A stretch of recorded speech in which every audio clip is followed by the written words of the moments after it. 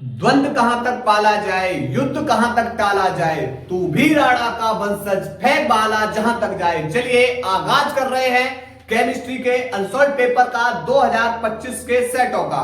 2024 के set playlist में पड़े हुए हैं फिजिक्स तथा केमिस्ट्री के। फिजिक्स का अनसॉल्व पेपर आरंभ हो चुका है, केमिस्ट्री का आगाज कर रहे हैं आज से, और एक एक प्रश्न की धज्जियां उड़ाएंगे। आप लोग चिंता ना करिए, बस आप लोग निरंतर साथ देते रहिए। और हम वादा कर रहे हैं कि आप लोगों को केमिस्ट्री तथा फिजिक्स में बेटा प्रॉब्लम नहीं होगी। बस आप लोग ईमानदारी से 2025-2024 के आंसर पेपर लगा लीजिए, क्योंकि भाई प्रश्न आएगा कहां से? प्रश्न आता तो इन्हीं से है ना, और बार बार रिपीट प्रश्न होते हैं। ठीक है, तो पहले आंसर पेपर को समापन करेंगे, उसके बाद फिर लेकर आएंगे वन शॉट क्लास है। चलिए तो अब चलते हैं अपने प्रश्न की ओर। और जैसा कि केमिस्ट्री में जो आज हम सेट लेकर आए हुए हैं, सेट नंबर 1 जिसका कोड है 347 के ए, और इसके अंदर पहले प्रश्न के अंदर जैसा कि 6 विकल्प दे रखे होते हैं। चलिए उन 6 विकल्पों के बारे में सबसे पहले चर्चा कर रहे हैं। देखिए पहला प्रश्न क्या है, क, पहले का क बोल रहा है गैसीय विलयन का उदाहरण है। अब भाई गैसीय विलयन का उदाहरण पहचानना है, यानी प्रश्न नंबर 1 का क, और हमसे पूछा है भाई गैसीय विलयन का उदाहरण है। अब गैसीय विलयन कब होगा, मैंने क्या बताया, आपका ध्यान रखना, गैसीय विलयन, गैसीय विलयन बेटा कब बनेगा, जब हमारा गैस की मात्रा कैसी हो, ज्यादा, अर्थात विलायक हमारा कौन होना चाहिए, गैस, और विलय के रूप में कौन हो, चाहे गैस हो, चाहे बेटा द्रव हो, चाहे ठोस हो, चाहे कौन होना चाहिए, ठोस। बस ध्यान रखना है गैस की मात्रा को ज्यादा रखना है, जो मात्रा ज्यादा होती है उसे क्या बोलते हैं, विलायक। विलयन में जिस पदार्थ की मात्रा ज्यादा होती है विलायक, विलयन में जिस पदार्थ की मात्रा कम हो विलेय। ठीक है, अब विलेय के रूप में बेटा गैस भी हो सकती है, द्रव भी हो सकती है, और ठोस भी। अगर आपसे पूछा जाए बेटा बनाओ द्रव्य विलयन, भाई आपसे पूछ लिया जा सकता है द्रव्य विलयन बनाना है, तो द्रव्य विलयन बनाने के लिए ज्यादा मात्रा किसकी रखनी है भाई, ज्यादा मात्रा रखनी है द्रव की। किसकी रखनी है, द्रव की, तभी तो द्रव्य विलयन बनेगा। क्लियर? जैसे जल में चीनी, तो चीनी की मात्रा तुमने बहुत कम रखी और जल की मात्रा कैसी रखी, ज्यादा, विलयन कैसा बना, द्रव्य बना। ठीक है, तो यहां पर यह हमारा बेटा विलायक होगा, वो द्रव होगा, लेकिन विलेय, जल में अगर चीनी मिलाओगे, चीनी ठोस है, तब भी बेटा कैसा प्राप्त होगा, द्रव्य विलयन।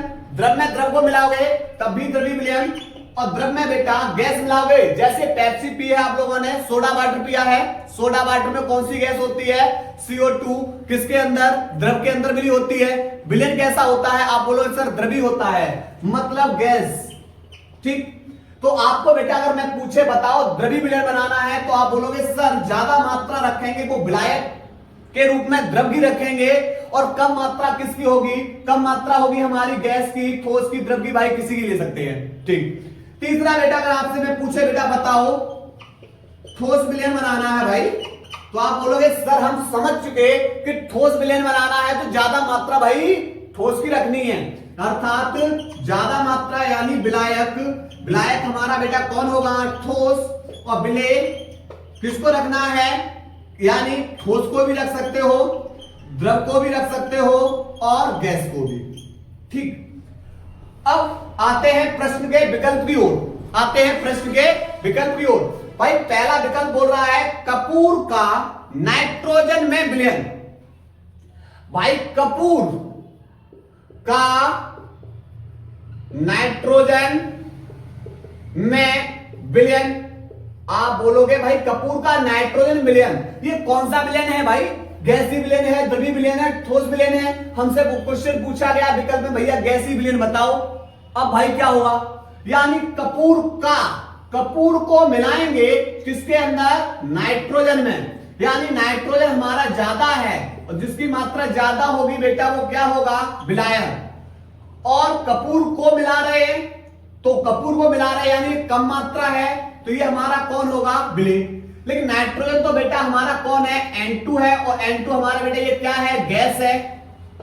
क्लियर? तो मैंने बोला ज्यादा मात्रा अगर बेटा किसकी है, गैस की, ज्यादा यानी विलायक हमारा कौन है, गैस, और विलेय हमारा, कपूर हमारा कैसा है, ठोस। तो आप बेटा जो कम मात्रा है वो किसकी है, ठोस की है, ज्यादा मात्रा है वो किसकी है, गैस की है। तो बेटा ये विलेन हमारा कैसा बनेगा, आपसे पूछा भैया विलेन कैसा बनेगा, आप बोलो सर ये तो गैसीय विलेन बन जाएगा। कैसा बन जाएगा, गैसीय विलेन। क्लियर, क्वेश्चन क्लियर हुआ, यानी इसका विकल्प नंबर तो 1 सही है।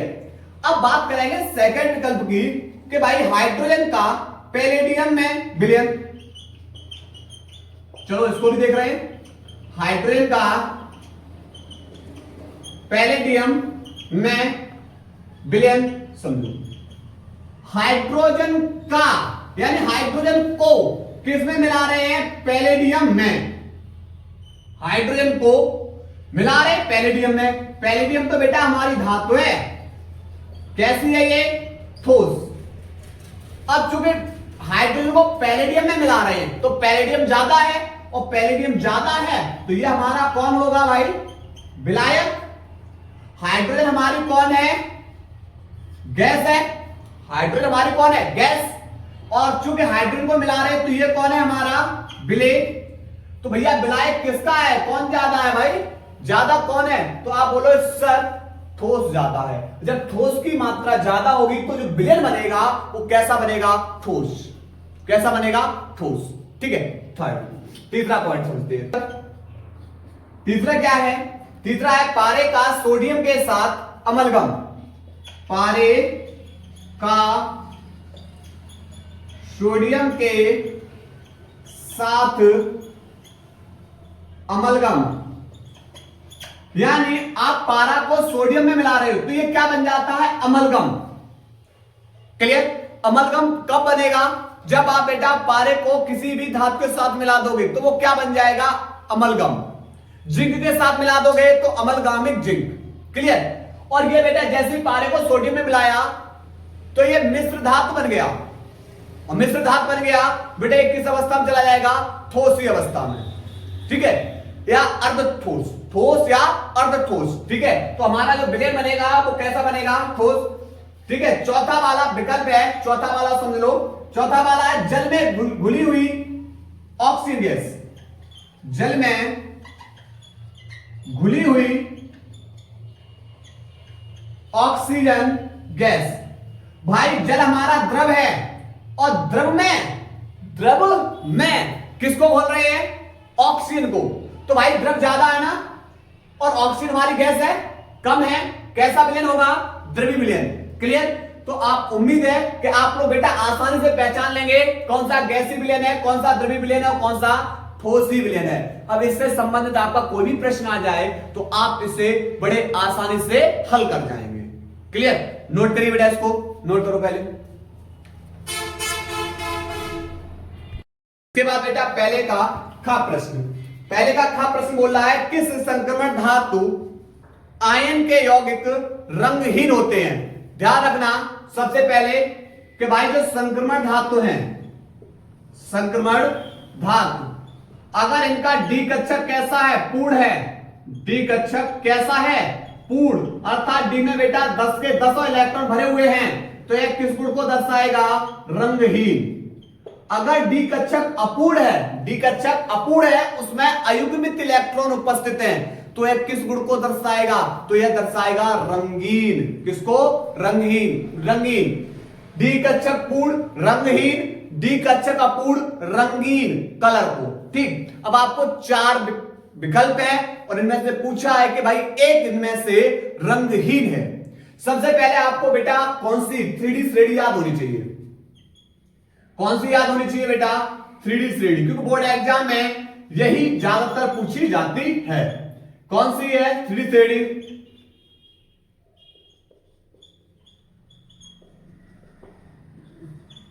ये रही, 21 से स्टार्ट होगी, 22, 23, 24, 25, 26, 27, 28, 29 और 30। ठीक है, ये हमारी 3D श्रेणी है। और आपको 4 विकल्प हैं। पहला है बेटा कौन सा, क्रोमियम 3+, दूसरा विकल्प है, दूसरा है कोबाल्ट CO2 प्लस। तीसरा है वह है निकिल 2 प्लस। और चौथा है Zn2 प्लस। ठीक है, सबसे पहले बेटा हम किसका, क्रोमियम का परमाणु क्रमांक कितना है 24। इसका सामान्य अवस्था में इलेक्ट्रॉन विन्यास कर रहे हैं। क्रोमियम 24 का सामान्य अवस्था में इलेक्ट्रॉन विन्यास। और इलेक्ट्रॉन विन्यास बेटा किसके आधार पे कर रहे हैं, अपवाहु नियम के आधार पे। यानी ध्यान रखना, इलेक्ट्रॉनों को बेटा हम किस नियम के, अपवाहु नियम के आधार पे करते हैं। और इसको बेटा भरने का जो क्रम होगा, एक तो फिलिंग ऑर्डर अपवाहु नियम के आधार पे, दूसरा ऑर्बिट वाइज लिख सकते हैं सेलों के आधार पे। ध्यान रखना कैसे समझते हैं। देखो यहां पर क्रोमियम 24 का इलेक्ट्रॉन विन्यास कर रहे हैं, 1s2 2s2 2p6 3s2 3p6 4s2 और 3d कितना जाएगा 4। क्लियर। लेकिन यहां पर बेटा ये क्या है, अपवाद है। ये क्या है हमारा अपवाद है, क्रोमियम और कॉपर। ये ध्यान रखना, क्यों, क्योंकि बेटा इनका डी कक्षक कैसा, डी कक्षक स्टेबल करना होगा। डी कक्षक स्थायी कब होगा, जब डी में 0, डी में 5 या डी में कितने इलेक्ट्रॉन हो 10, तो ये डी कक्षक कैसा हो जाता है, स्थायी हो जाता है। अब चूंकि इसका बेटा जो 3D कक्षक है, डी कक्षक देखना, आप बोले सर ये 5 के नजदीक है, अगर इसे एक इलेक्ट्रॉन और मिल जाए तो इसका डी कक्षक क्या हो जाता है, स्थायी हो जाएगा। और एक इलेक्ट्रॉन देगा कौन, तो बेटा बाहरी कोष यानी अंतिम कोष। 3 के बाद कौन है 4, तो अंतिम कोष से एक इलेक्ट्रॉन कहां आ जाएगा, 3D में प्रवेश कर जाएगा। और डी के 5 इलेक्ट्रॉन हो जाएंगे और एस में 4s में कितना रह जाएगा 1। तो यानी इसका दूसरा रूप बेटा यहां पर 1s2 2s2 2p6 3s2 3p6 4s में 1 रहेगा और 3d में कितने हो जाएंगे 5। क्लियर। तो आपका ध्यान रखना है ये वाली स्थिति अपवाद के बाद की। ठीक। अब ये बेटा जो हमने लिखा हुआ है ये वाला क्रम, ये फिलिंग ऑर्डर में है। किसके है, फिलिंग ऑर्डर यानी अपवाहु के नियम से भ्रमण करते क्रम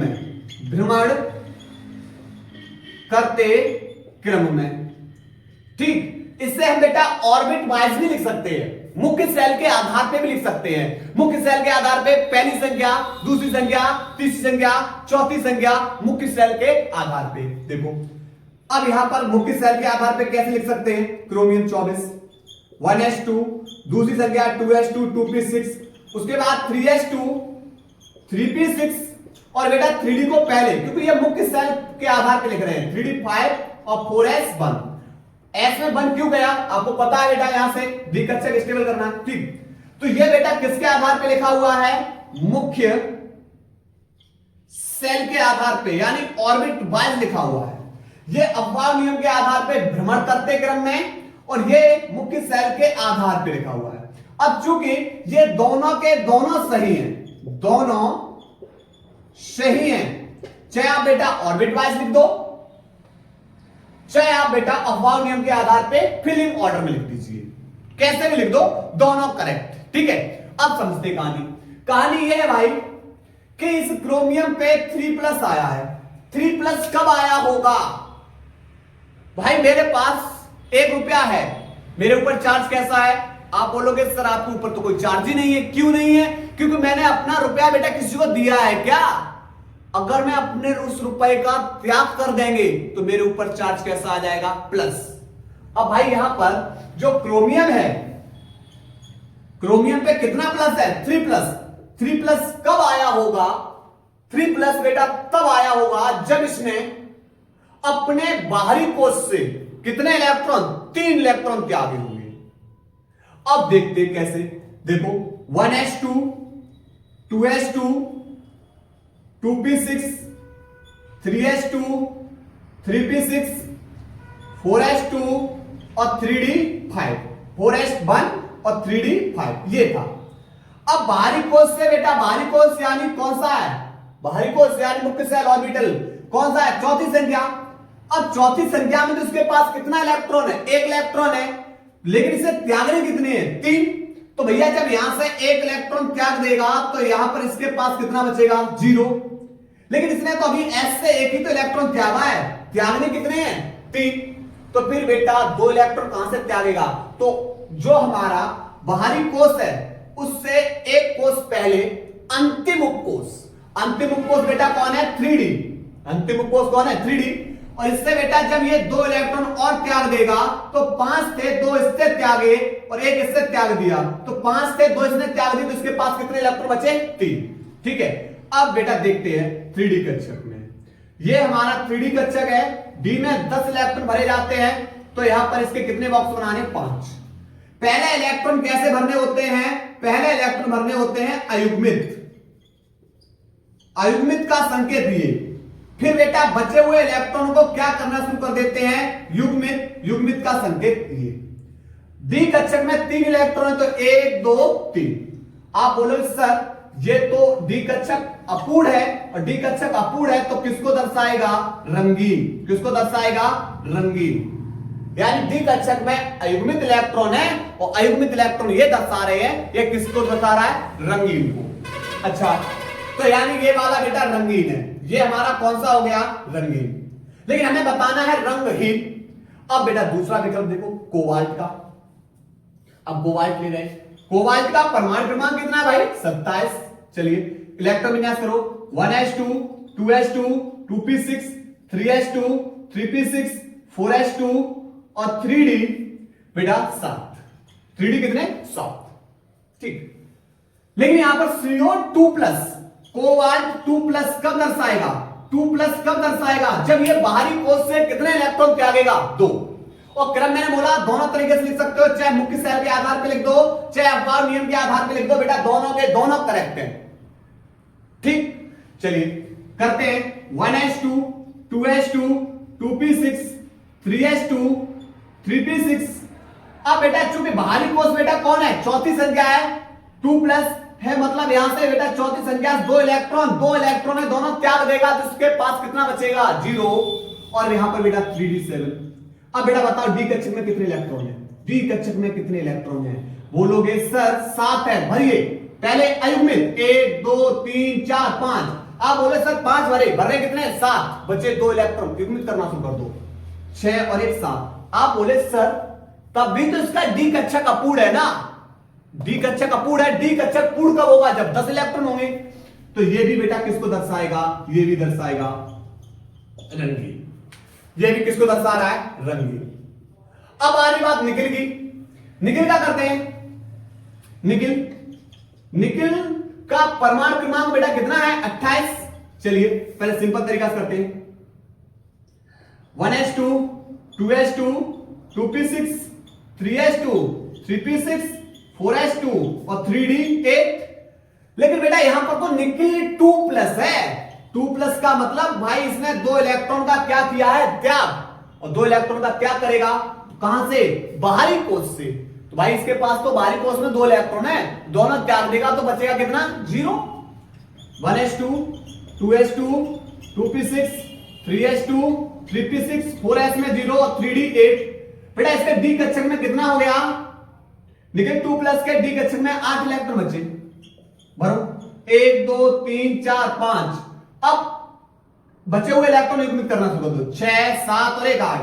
आप बोले सर अभी भी तो मुझे कितने इलेक्ट्रॉन, 2 इलेक्ट्रॉन अयुग्मित दिखाई दे रहे हैं, और अयुग्मित इलेक्ट्रॉन है मतलब डी कक्षक अपूर्ण है, तो ये भी रंगीन गुण को दर्शाएगा, भाई ये भी रंगीन है। अब बेटा बचा हमारा जिंक। कौन बचा, जिंक। चलो Zn का भी करते हैं भाई, चलिए Zn का भी करते हैं। Zn30 1s2 2s2 2p6 3s2 3p6 4s2 और 3d 10। ठीक, अब Zn बेटा 2+ कब आया होगा, जब इसने अपने बाहरी कोष से 2 इलेक्ट्रॉन त्यागे होंगे। बाहरी कोष बेटा कौन है, 4s, तो इससे 2 इलेक्ट्रॉन त्याग दीजिए, 1s2 2s2 2p6 3s2 3p6 4s से 2 इलेक्ट्रॉन त्याग देगा, 0 और 3d 10। आप बोले सर दिखाई दे गया, डी कक्षक पूर्ण भरा हुआ है, 10 इलेक्ट्रॉन है, और किसको दर्शा रहा है ये? रंगहीन। किसको दर्शाएगा ये भाई? रंगहीन। उम्मीद है कि ये प्रश्न बेटा आप लोगों का क्लियर हुआ होगा। चलिए नोट करिए इसको। इसके बाद भाई पहले का ग प्रश्न, ग प्रश्न देख रहे हैं। बोल रहा है कि उसके बाद संकुल है CO और यहां पर CO का होल 4 ये बेटा। यहां पर मैं कोबाल्ट, ये हमारा कोबाल्ट है, ध्यान रखना। CO हमारा होता है कोबाल्ट और CO ये वाला जब कार्बन के बराबर ऑक्सीजन होता है तो इसे बोलते हैं carbon mono oxide, carbon mono oxide. ठीक है। और ये बेटा कैसा, अगर ये लिगेंड के रूप में काम किया जाएगा तो ये उदासीन होता है, इसे बोलते हैं कार्बोनिल। लिगेंड के रूप में इसका नाम क्या होता है? कार्बोनिल। और कैसा होता है ये? उदासीन लिगेंड होता है। चलिए इसमें बेटा कोबाल्ट की ऑक्सीजन संख्या निकालनी है। देखिए कैसे निकालते हैं ऑक्सीकरण संख्या। देखो हमें पता है एक पोटेशियम पर बेटा कितना प्लस चार्ज होता है? 1 प्लस कोबाल्ट की निकालनी है प्लस जितने भी उदासीन लिगेंड होते हैं उनकी ऑक्सीडेशन संख्या बेटा 0 होती है, बराबर। इसके ऊपर कोई चार्ज है क्या? आप बोले सर इसके ऊपर तो कोई चार्ज ही नहीं है, तो बराबर 0। अब देखो यहां पर, तो यहां पर क्या बचेगा? CO और यहां पर प्लस का 1 बराबर 0। इधर प्लस का है तो दूसरी ओर जाके किसका हो जाएगा? माइनस का 1। तो भाई इसमें देखियो कौन सा विकल्प है, देखना जरा। इसके अंदर भाई दे रहा है तीसरा विकल्प। कौन सा है इसका? तीसरा सही है। क्लियर? उसके बाद घ में बेटा अम्लीय क्षमता के बढ़ने का सही क्रम क्या है? देखो एथेनॉल होता है ना, एथेनॉल से अधिक अम्लीय होता है कौन? फिनॉल। फिनॉल से अधिक अम्लीय होगा एसिटिक अम्ल, और एसिटिक अम्ल के से अधिक होगा क्लोरो एसिटिक अम्ल। क्लोरो एसिटिक अम्ल। तो देखो भाई इसमें कौन सा विकल्प सही है?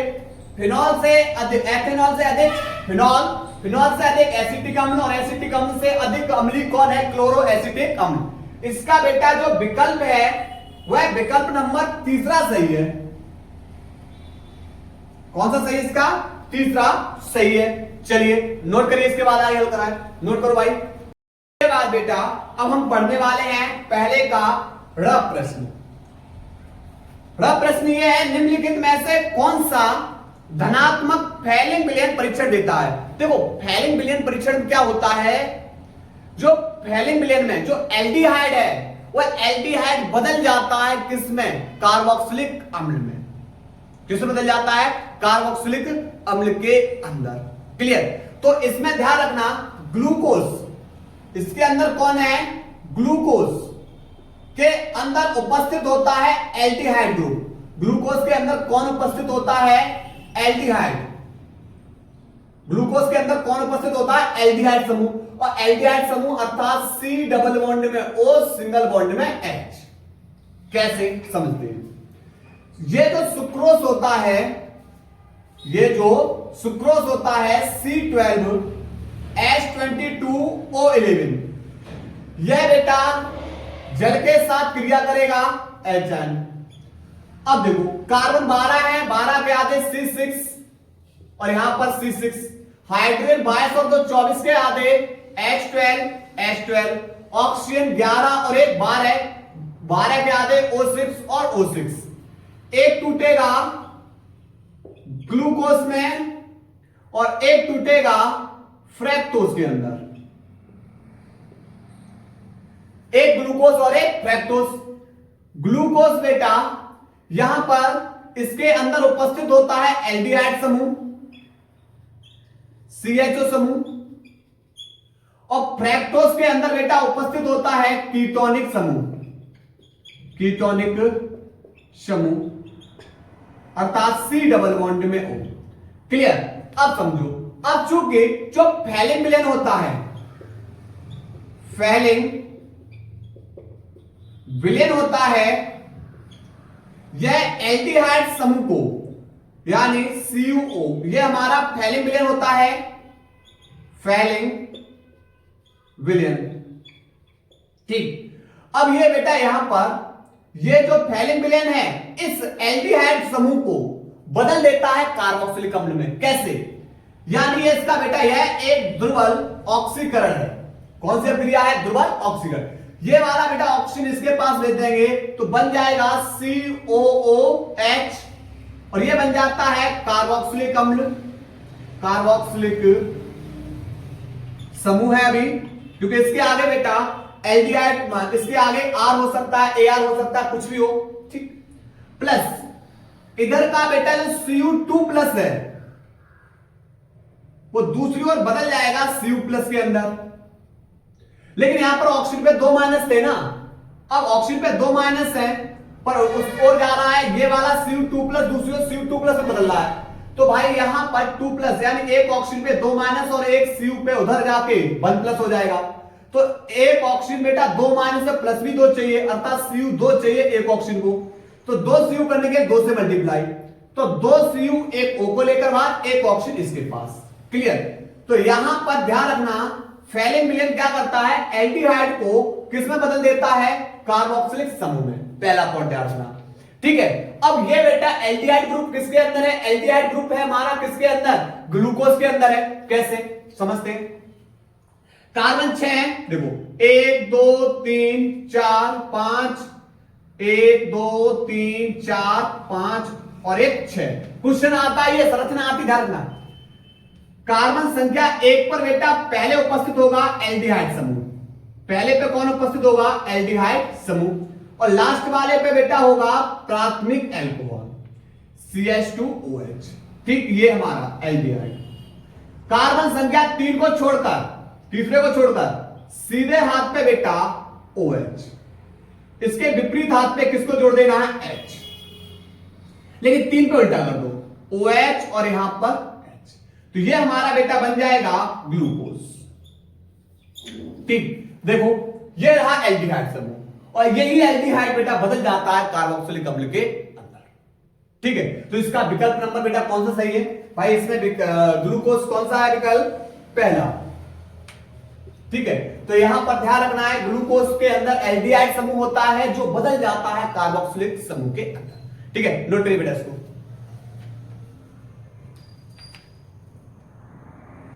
इसके बाद बेटा प्रश्न नंबर 4, ध्यान रखना, यूपी बोर्ड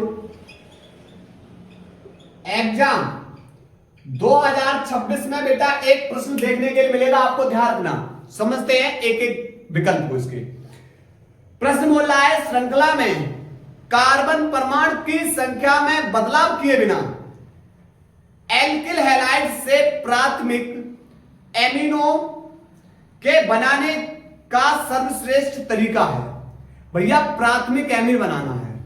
ठीक है, अब सुनिए, पहला बेटा हाफमैन ब्रोमाइड के द्वारा, समझिए एल्किल हैलाइड बेटा हाफमैन ब्रोमाइड के साथ बेटा क्रिया नहीं करेगा, ध्यान रखना, क्योंकि हाफमैन ब्रोमाइड अभिक्रिया समझना, हाफमैन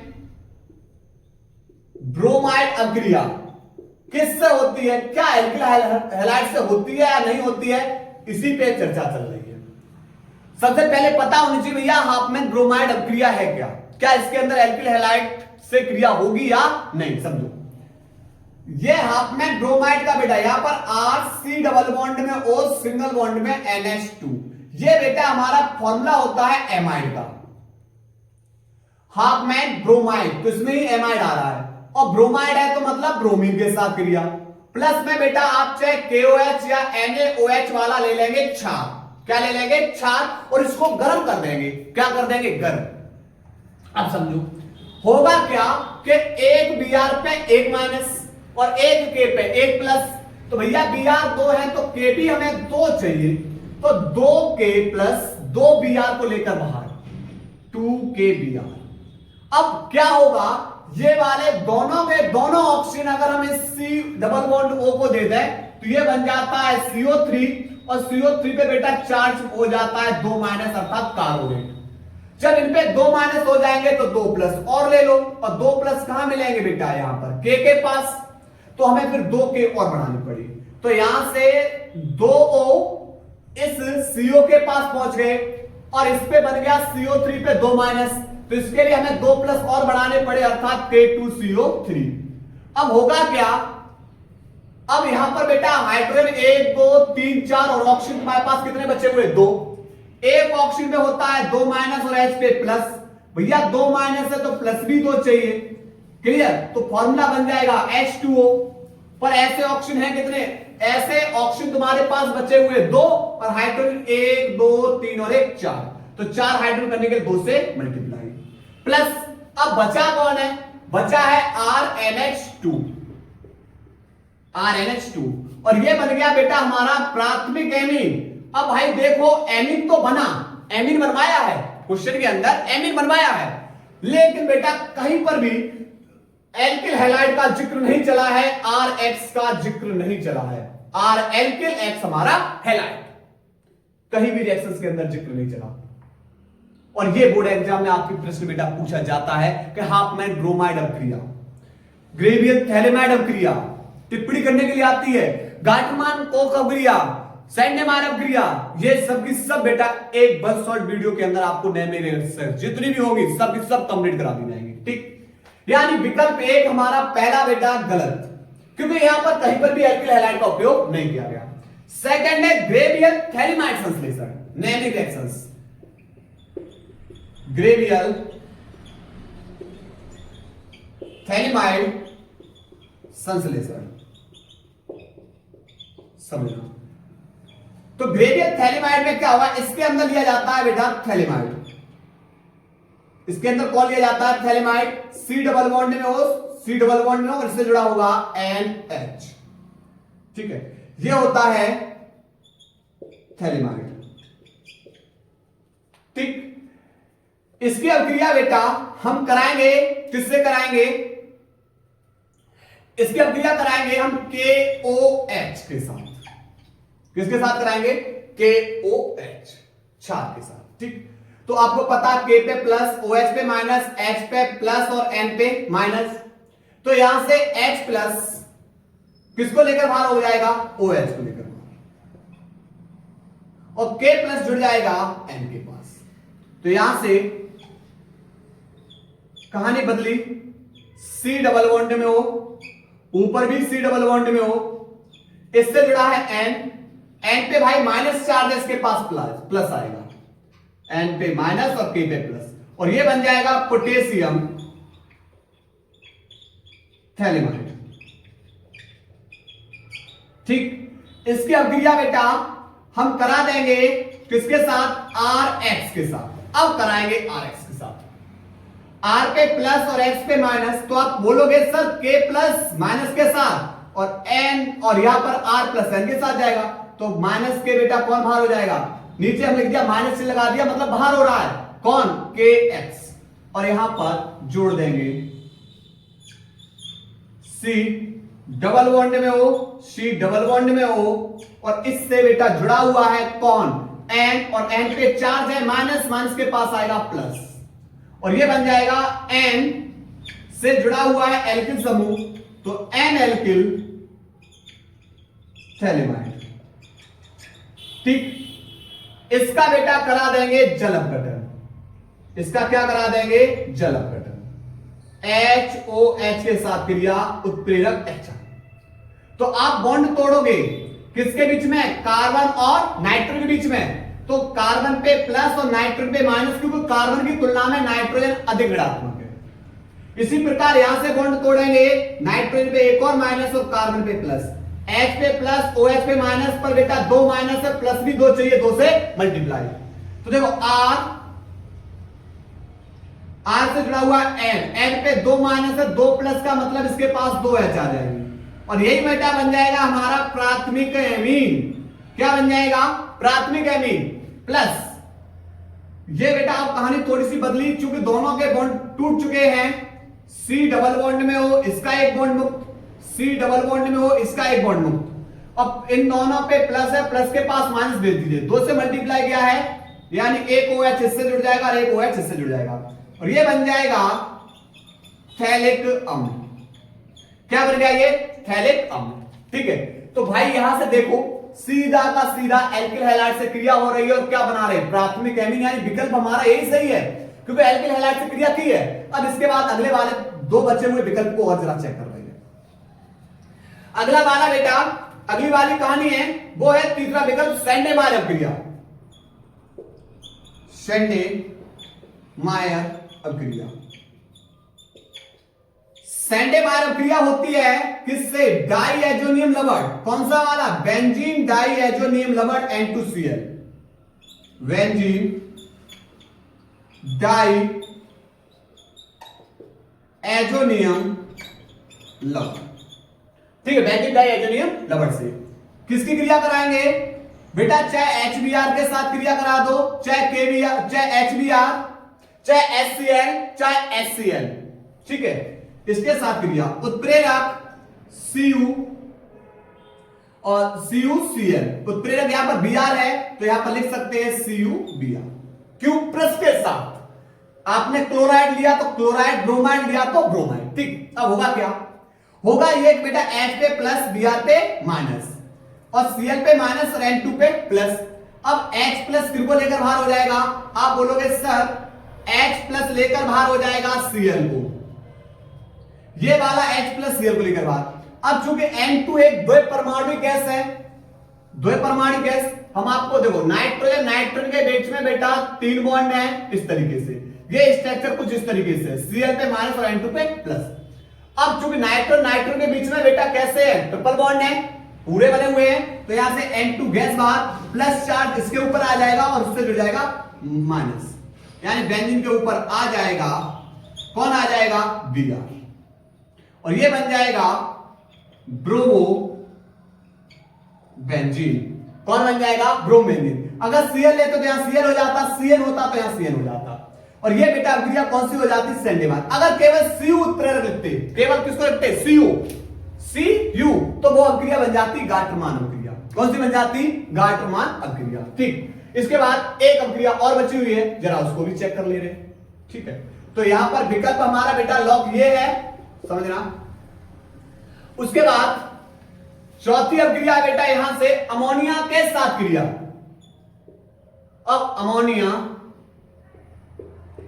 के साथ क्रिया, जब एल्किल हैलाइड की अभिक्रिया अमोनिया के साथ कराएंगे, एल्किल हैलाइड की अभिक्रिया अमोनिया के साथ क्रिया कराएंगे तो H किनको बाहर करेगा? X के साथ HX बाहर बनेगा। देखो यहां से एक H बाहर हो रही है, कौन जुड़ जाएगा? R। ऐसे भूल जाओ तो ध्यान रखना, N H पे प्लस, N पे माइनस, X पे प्लस, X पे माइनस और R पे प्लस, यानी एक हाइड्रोजन एक H को लेकर बाहर और बने R जुड़ जाएगा जाके N के पास, तो NH2, एक हाइड्रोजन बाहर हो चुका। ठीक है, ये बन गया प्राथमिक एमीन। लेकिन होगा क्या? इसके आगे हम अभिक्रिया और करा सकते हैं RX के साथ, मतलब H को बाहर करते जाओ, H को बाहर करते जाओ और R को जोड़ते जाओ।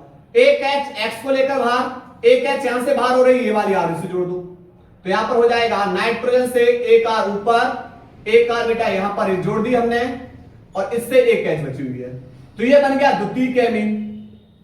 इसी प्रकार फिर से RX के साथ क्रिया कराएंगे तृतीयक एमीन, फिर से RX के साथ क्रिया कराएंगे चतुष्क लवण। मतलब ये बेटा यहां पर 1 डिग्री 2 डिग्री 3 डिग्री एमीन एवं चतुष्क लवण प्राप्त होता है। लेकिन हमसे केवल प्राथमिक एमीन पूछा है कि वो प्रक्रिया बताइए जिसमें केवल प्राथमिक एमीन बनता है। तो देखो प्राथमिक एमीन इसमें ही बना, लेकिन मतलब एल्किल हैलाइड से क्रिया नहीं है, इसमें एल्किल हैलाइड से क्रिया हुई और केवल किसको बना रहा? प्राथमिक एमीन। इसके अंदर बेटा प्राथमिक एमीन नहीं बनाया गया, इसके अंदर किसको बनाया गया? ब्रोमो बेंजीन को। ठीक है, चलिए नोट करिए बेटा इसको।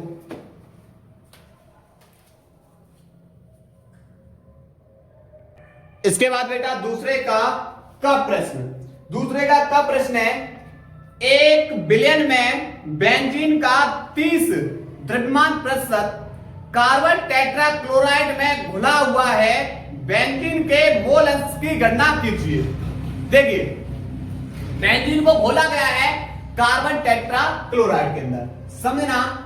यहां रख दिया मैंने बेंजीन को, जिसका फॉर्मूला है C6H6, और बेंजीन को बेटा किसमें बोला है? कार्बन टेट्रा क्लोराइड, जिसका फॉर्मूला है CCl4।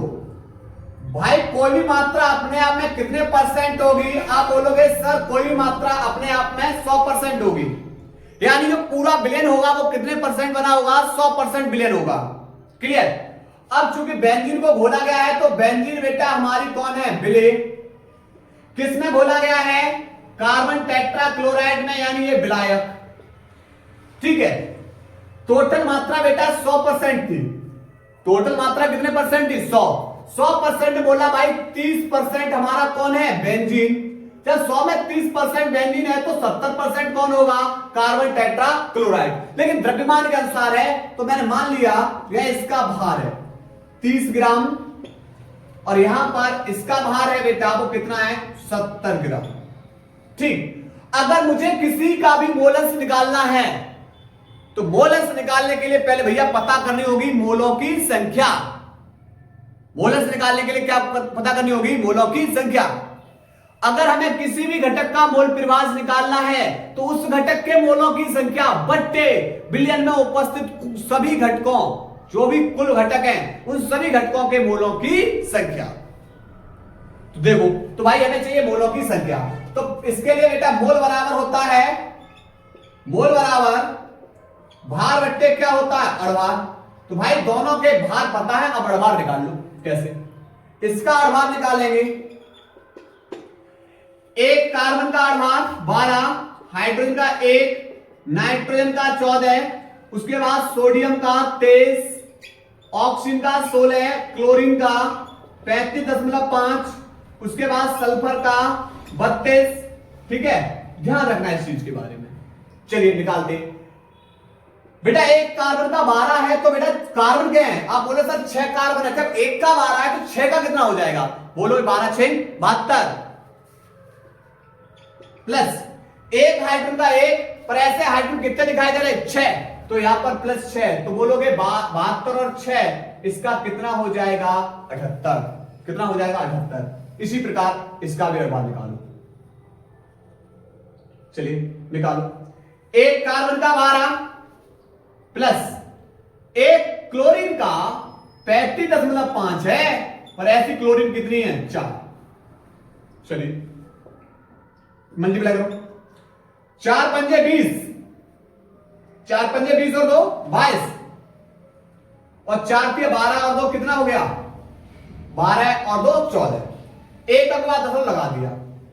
देखो 4 पंजे 20, 4 पंजे 20 और 2 22, 4 के 12 और 2 14, एक अगला दशमलव ऐड कर दो।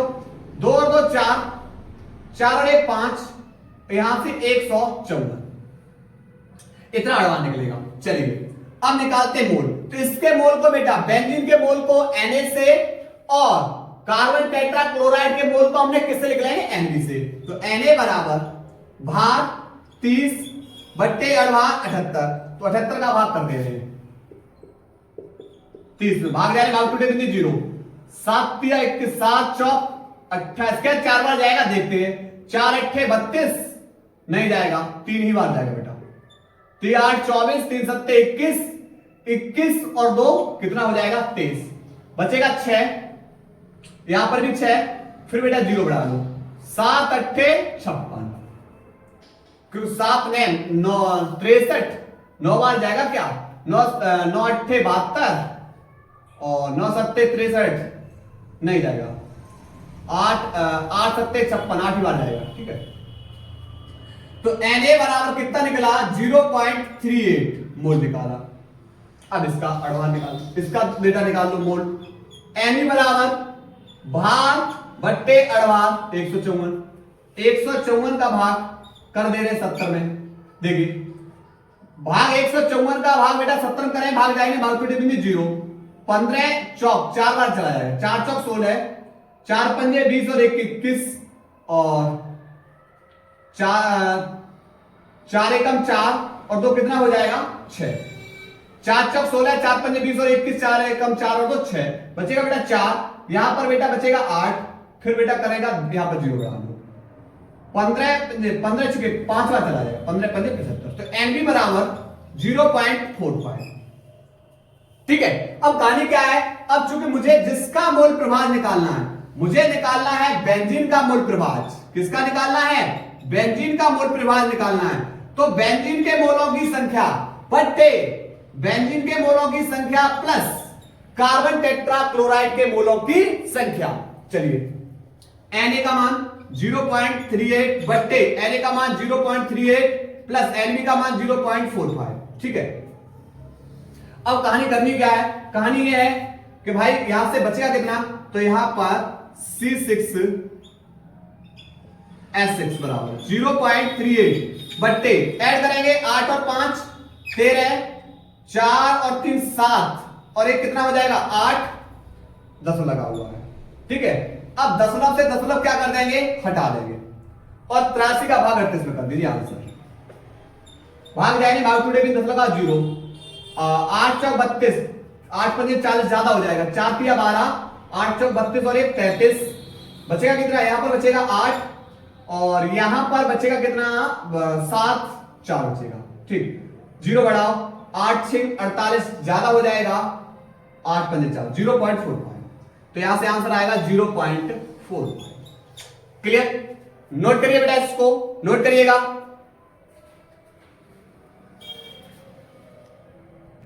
इसके बाद बेटा अगला प्रश्न दूसरे का का प्रश्न बोल रहा है राउल्ट का नियम समझाइए। भाई ये नहीं बताया किसके संदर्भ में बताना है, आवाजशील विलय के संदर्भ में या द्रव द्रव विलायक को द्रव द्रव विलयनों का जो बासदाव है उसके संदर्भ में पूछा है। हमसे सिर्फ ये पूछा भाई राउल्ट का नियम समझाइए। चलिए राउल्ट का नियम समझते हैं, क्या राउल्ट का नियम। जब किसी वाष्पशील विलायक में अवाष्पशील विलय को घोला जाए, जब किसी वाष्पशील विलायक में अवाष्पशील विलय को घोला जाए तो विलयन के वाष्प दाब में आपेक्षिक अवनमन, ये विलयन के वाष्प दाब में आपेक्षिक अवनमन उस विलयन में उपस्थित अवाष्पशील विलय के मोल प्रभाज के कैसा होता है, बराबर होता है। समझो परिभाषा क्या है, परिभाषा समझो। जब किसी वाष्पशील विलायक में अवाष्पशील विलय को घोला जाए तो विलयन के वाष्प दाब में आपेक्षिक अवनमन उस विलयन में उपस्थित अवाष्पशील विलय के मोल प्रभाज के कैसा होता है, बराबर होता है। परिभाषा लिख देंगे, क्या लिखेंगे, इस नियम के अनुसार जब किसी वाष्पशील विलायक में अवाष्पशील विलय को घोला जाए तो विलयन के वाष्प दाब में आपेक्षिक अवनमन उस विलयन में उपस्थित अवाष्पशील विलय, उस विलयन में उपस्थित अवाष्पशील विलय के मोल प्रभाज के बराबर होता है। क्लियर।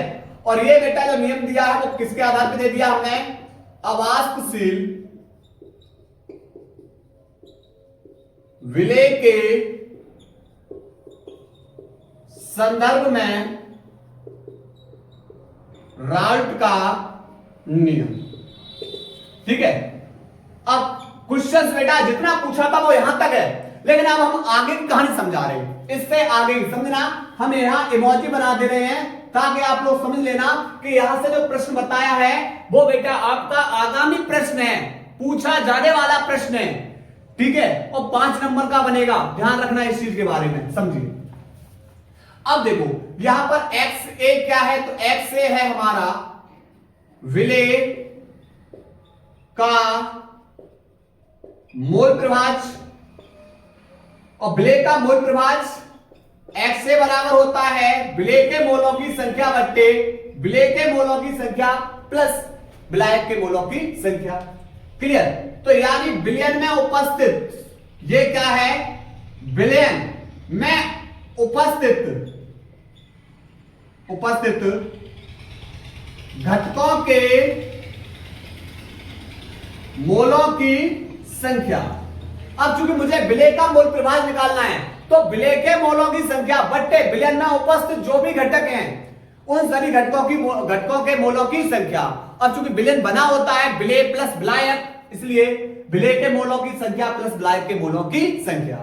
ठीक है, अब मान लिया 1 लोटा जल में अगर 1 कण चीनी का डाल दिया तो आप बोलोगे तो क्या जल मीठा हो जाएगा? आप बोलोगे उसमें तो कोई फर्क ही नहीं पड़ेगा। तो इसी प्रकार इस NB की तुलना में Na कैसा है, बहुत ही सूक्ष्म है, अतः Na को नगण्य मान के छोड़ने पर तो P0 माइनस PS बट्टे P0 बराबर, यहां पर लगाएंगे जीटा ए बराबर हो जाएगा Na बट्टे, और यहां पर जब Na को छोड़ दोगे तो बचेगा कौन, NB। ठीक है, अब चूंकि Na हमारा है विलेय के मोल और NB हमारे हैं विलायक के मोल।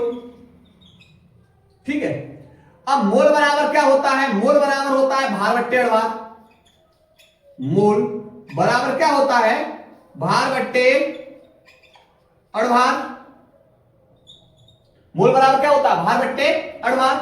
ठीक है, तो यहां पर भार, अब सुनिए, तो यहां पर हमें इसका निकालना है, Na का मोल निकालना। तो Na विलेय है तो विलेय का भार बट्टे विलेय का अड़भार। तो यहां पर स्मॉल w हम क्या बताया है, ये है हमारा विलेय का भार, यानी जिसका मोल निकालना उसका भार बट्टे उसी का अड़भार। तो विलेय का, और ये विलेय का भार और ये क्या हमारा विलेय का अड़भार। ठीक है, इसी प्रकार NB बराबर लगाओगे कैपिटल W बट्टे MB। कैपिटल W हमारा है विलायक का भार और MB क्या है, विलायक का अड़भार। चलिए लगा देंगे, तो P0 माइनस PS बट्टे P0 बराबर Na की जगह स्मॉल w बट्टे MA बट्टे MB की जगह कैपिटल W बट्टे MB। बाहर का बाहर बढ़ा और अंदर का अंदर, तो यहां से P0 माइनस के PS बट्टे P0 बराबर स्मॉल w के साथ पहुंच जाएगा MB बट्टे कैपिटल W के साथ आ जाएगा MA। ठीक है, ये प्रश्न बेटा आपसे पूछा जा सकता है। ठीक, P0 क्या है, शुद्ध विलायक का वास्तव, शुद्ध विलायक का वास्तव। PS क्या है, विलयन का वास्तव। ठीक, प्रश्न आपका यहां तक पूछा था, हमने पूरा हल कर दिया। नोट करिए बेटा इसको। इसके बाद बेटा दूसरे का ग प्रश्न। दूसरे का ग प्रश्न है संक्रमण धातुएं तथा उनके अधिकांश यौगिक अनचुंबकीय होते हैं। अब समझो, अनचुंबकीय गुण कब प्रदर्शित होगा, जब बेटा उनका डी कक्षक, संक्रमण धातुओं का डी कक्षक कैसा होगा, अपूर्ण। डी कक्षक कैसा होगा, अपूर्ण होगा, और अपूर्ण होगा तो किसको बताएंगे, अनचुंबकीय। अपूर्ण का मतलब अर्थात अयुग्मित इलेक्ट्रॉन उपस्थित होंगे, अयुग्मित इलेक्ट्रॉन उपस्थिति के कारण। अगर ये बेटा डी कक्षक पूर्ण हो जाएगा, डी कक्षक पूर्ण, डी कक्षक द्विकक्षक पूर्ण होगा तो यह किसको दर्शाएंगे, तो यह दर्शाएंगे प्रतिचुंबकीय गुण को। किसको दर्शाएंगे, प्रतिचुंबकीय गुण को। तो आप लोग समझ चुके होंगे, क्या लिखेंगे, लिखेंगे संक्रमण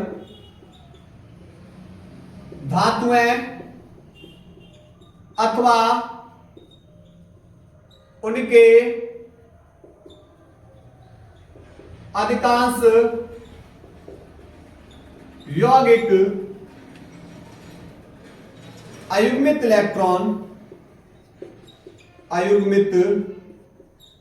इलेक्ट्रॉन कोष्टक लिख ले रहे हैं, अपूर्ण द्विकक्षक, अपूर्ण द्विकक्षक अयुग्मित इलेक्ट्रॉन के कारण अनचुंबकीय गुण को प्रदर्शित करते हैं। ठीक है, ये बेटा दूसरे का ग प्रश्न नोट करिए, नोट करिए भाई।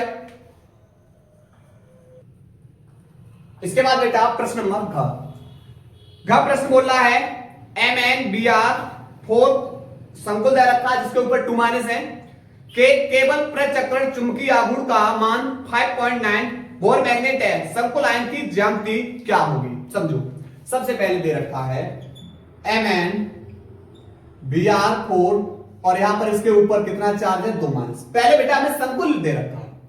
अब किसी की भी आकृति निकालनी है तो पहले उसकी ऑक्सीकरण संख्या निकालो। ठीक है, तो पहले बेटा हमें क्या निकालना है, इसकी ऑक्सीकरण संख्या। किसकी, धातु, केंद्रीय धातु परमाणु की। Mn की निकालनी है, प्लस एक Br पे एक माइनस पर Br 4 है, बराबर बेटा इसके ऊपर कोष्टक के ऊपर कितना चार्ज है, 2 माइनस। तो Mn प्लस माइनस माइनस के 4 एकम 4 बराबर माइनस के 2, माइनस के 4 दूसरी ओर जाएंगे प्लस के 4 और माइनस के 2, तो Mn बराबर 4 में से 2 गया बेटा, कितना बचेगा, 2। यानी Mn की जो बेटा ऑक्सीकरण अवस्था है वो कितना है, प्लस के 2 यहां पर। अब बात करेंगे समन्वय संख्या की, कि भाई इसके अंदर समन्वय संख्या कितनी होगी। तो यहां पर अगर इसके ऊपर प्लस के 2 है तो बेटा इसकी जो समन्वय संख्या होगी वो कितनी होगी, 4। यानी अगर ये प्लस के 2 है तो 4 बॉन्ड बनाएगा, प्लस के 3 है तो 6 बॉन्ड बनाएगा, प्लस का 1 है तो 2 बॉन्ड बनाएगा। ठीक, अब प्लस के 4 मतलब इस पे 2 प्लस है तो ये कितना बॉन्ड बना रहा है, 4। अब 4 समन्वय संख्या बेटा 2 की होती है। एक तो होती है वर्ग समतली DsP2 और दूसरा होता है चतुष्क फली sp3। ठीक, अब बात करेंगे कि भाई इन दोनों में से अब किसकी है, वर्ग समतली या चतुष्फल की, इन दोनों में अब ये आकृति किसकी है। तो चलिए अब बेटा करते क्या है, सबसे पहले कहानी यहां पर बेटा अब Mn 25 का इलेक्ट्रॉन विन्यास करो तो बोलोगे 1s2 2s2 2p6 3s2 3p6 4s2 और 3d बेटा कितना हो जाएगा, 5। ये Mn का किया, लेकिन हमें Mn 2 प्लस का करना है, क्यों भाई 2 प्लस निकल रही इसकी ऑक्सीडेशन संख्या 2 प्लस का। तो आप बोलोगे इसका भी आसान हो जाएगा, भाइतम कोष से 2 इलेक्ट्रॉन निकाल दीजिए। तो 1s2 2s2 2p6 3s2 3p6 4s से 2 इलेक्ट्रॉन बेटा 4s में 0 और 3d 5। यानी अब कहानी बेटा हुंड के नियम से समझो, यहां पर बेटा 3d, ये यहां पर क्या ले लिया 3d। ठीक, 3d के बाद बेटा फिर कौन है 4s। अब देखो d कक्षक है, d में 10 इलेक्ट्रॉन भरते तो 5 बॉक्स, s 2 इलेक्ट्रॉन भरते तो 1 बॉक्स, तो 4s फिर 4p फिर 4d उसके बाद 4s। अब देखो जो हमारा बेटा Mn के साथ जुड़ा हुआ Br है, यह Br हमारा कैसा है, दुर्बल लिगेंड है। अब दुर्बल लिगेंड है, समझना कहानी यहां से। D में बेटा कितने इलेक्ट्रॉन है, 5। तो पहले 1 2 3 4 5 इलेक्ट्रॉन भर दिए, 5 अयस्क। अब चूंकि अगर ये हमारा प्रबल लिगेंड होता तो ये अयुग्मित इलेक्ट्रॉनों को क्या करना शुरू कर देता है, युग्मित। लेकिन Br हमारा दुर्बल लिगेंड है, इसलिए जो अयुग्मित इलेक्ट्रॉन है जैसे भरे हुए वैसे रहेंगे, उन्हें युग्मित नहीं करेंगे। तो अब Br बेटा कितने बॉक्स में जाना है, 4 बॉक्स में। कितने, क्योंकि Br 4 है तो 4 बॉक्स में जाना है, तो 4 बॉक्स में अब जाएगा कैसे। अब जो बेटा ये दुर्बल लिगेंड है वो यू के यू रहेंगे, 1 2 3 4 5, ठीक है। यहां पर लिगेंड जैसे इलेक्ट्रॉन जो करते हो। अब देखो ये दुर्बल लिगेंड इन अयुग्मित इलेक्ट्रॉनों को युग्मित नहीं कर पाएगा, तो फिर ये बेटा जो खाली बॉक्स है इनमें जाना शुरू कर देगा। एक Br यहां, दूसरा Br यहां, तीसरा Br यहां और चौथा Br यहां, क्योंकि Mn के साथ बेटा कितने Br, 4, ठीक। तो अब बताइए बेटा, एक तो यहां पर अब आकृति क्या बनेगी, तो आकृति बनेगी एक तो S में गया और P में कितने Br गए, 3, तो sp3। तो इसकी आकृति बेटा कैसी बनी, sp3, ठीक। और sp3 बेटा किसको बता रहा है, चतुष्फलकी।